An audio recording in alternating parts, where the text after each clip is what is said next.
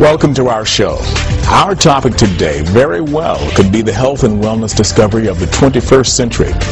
It has only been truly available in the United States and the rest of the Western world for less than a decade, yet it's already one of the most popular nutritional supplements in the world. I'm talking about the global phenomenon that is Noni juice. Hello, I'm James Jameson. My guest today is truly one of the world's foremost medical experts on Noni juice. He's a Johns Hopkins hospital-trained physician with both an MD and a PhD. He did research and taught on the medical school faculty at Johns Hopkins Medical Institutions and at the University of Maryland School of Medicine, where he held the positions of Assistant Professor of Medicine and Associate Professor of Physiology. He also enjoyed a brilliant medical career that spanned 3 decades. My guest is a New York Times best-selling author and for 18 years wrote a global medical column for the Los Angeles Times Syndicate. He has dedicated nearly 10 years of his life to the study of Noni juice. His published findings have sold more than 1 million copies worldwide. When he is not studying Noni juice, he serves as a pro bono health consultant and advisor to the International Council of Caring Communities, an NGO of the United Nations. I'm pleased you could join us today, Dr. Neil Solomon. James, it's my pleasure. Thank you. Dr. Solomon, as I mentioned in your introduction, you've enjoyed a brilliant 30-year career as a health professional and researcher and author. Given that background, what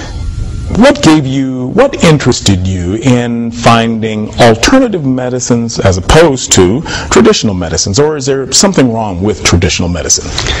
There's nothing wrong with traditional medicine. I was trained in traditional medicine. I love traditional medicine, but there's more to medicine than just traditional medicine. Yes. There are other areas that can complement traditional medicine.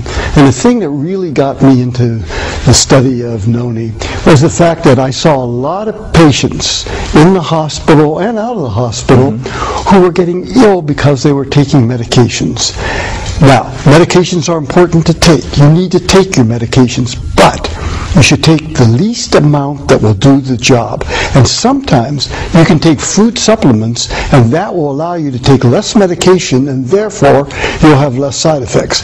So with this open-minded attitude that I have, I decided that it would be very interesting to see if we could do something with natural healing. That's good, Dr. Solomon. Now, with all of the natural remedies that are out on the market today, what was it that ultimately caused you to select Noni juice? And what is Noni juice anyway?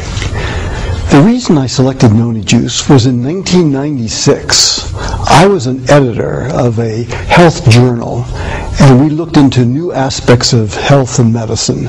And the publisher asked me, he said, Dr. Solomon, do you know anything about Noni? And I said, no, what is it? He said, well, that's what I want to know what it is. Can you find out? And I said, sure. So what I did is I called my friends at Johns Hopkins. Not one of them heard about it. I called my friends around the world who are professors of medicine in high esteemed prestigious hospitals and medical schools.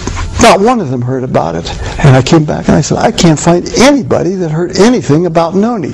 But in my study of the literature, I did find the name Dr. Ralph Heineke.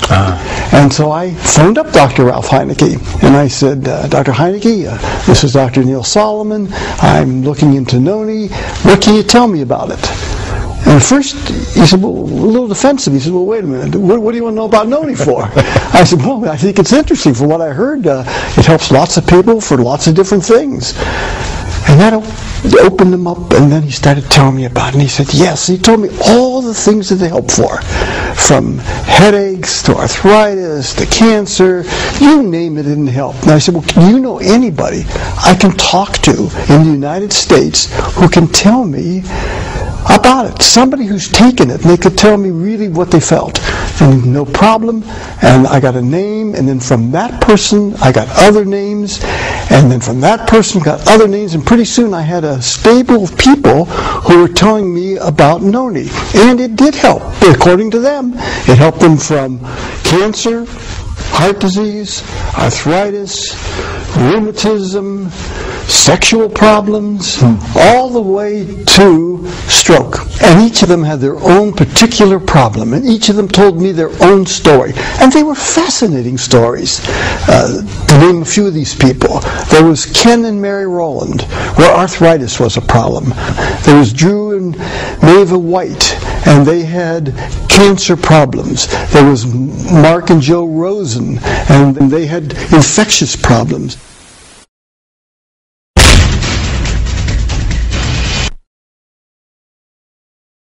That is an amazing testimony, Dr. Solomon. Now with that, can you give me a little history on Noni? Sure, James. It all started around 200 years before Christ. And at that time, in the South Pacific, around Tahiti, they were using noni. The natives were taking noni, and in fact they called it the canoe plant, because whenever the natives went from one island to another, they always had noni. This is what noni looks like, James.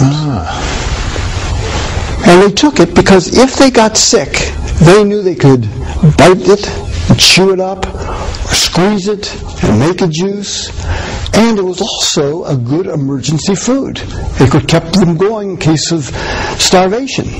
Things were pretty quiet until 1769, when Captain James Cook discovered noni at the island of Tahiti. When he went to Tahiti, what he found was noni. And he found people in the island, the natives particularly, were drinking, eating, and taking noni because they swore that it helped them with many, many health conditions. And a father would pass it down to the son would pass it down to a grandson. It just kept going down and down. And it was just built into their culture. Then nothing much happened with noni until 1943, when during World War II, the American soldiers were looking for something to eat in case they got stranded in the Southwest Pacific. And what the Army did is the Army looked at different indigenous plants, and they came up with noni. And they said that noni is a verifiable, edible plant, and they put it in the military field handbook. Things again were pretty quiet until 1972. In 1972, Dr. Ralph Heineke, the man I phoned up and asked about, he discovered the serenine system. Now, the serenine system is a system of compounds and substances in noni that he believes does the good. It's the good activated part of noni. And then in 1993, two food scientists from Utah, John Wadsworth and Stephen Story, decided that they had to take this substance and make it edible. Make it so it tasted good, so that people in the United States could drink it, because they wanted to bring it to the United States. And they did. And they formulated what is now known as Tahitian Noni juice. Again, from 93 to 96, not much happened, but in 96, it was released to the market. And since 96, it's amazing what's happened. In 2002, noni became from 0 to the number 6 in the top 10 medical herbs used in the United States. Wow. I mean, that's a meteoric rise. That's amazing. I've never heard any other substance to do that before. No other food supplement that I know has done that. In year 2003, noni juice passed, and particularly Tahitian noni juice, because that is the one that was studied. And that passed the inspection of Europeans' Novel Food Act Committee. That meant that it was safe and it could be used in Europe. And indeed it was. Also in 2003, Tahitian noni juice was listed in the PDR. That's the Physician's Desk Reference. And that is the Bible for drugs, and in this case, over-the-counter or food supplements. They were listed as a food supplement, and again, it was safe. And in 2004, there were over 64 scientific studies that were listed and published on Noni. And these can be found at pubmet.com. Wow. That's a pretty long and detailed history. Now, to kind of help us frame today's discussion, give us an idea of the depth and the breadth of your research. How many health professionals and Noni drinkers did you contact, and how many countries did your research encompass? What I did is I went around the world, not once, but twice.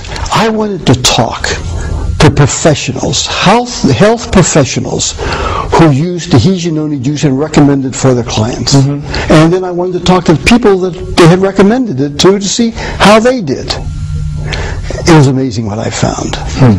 There were over 1,200 health professionals that had used it, and I invited them to send me their study data and send me what they had found, and they did. They sent me all kinds, and that represented over 25,000 Tahitian Noni drinkers. That's a lot of people that drink Yes, Tahitian Noni juice. And my study started in '96 and has gone till the present time.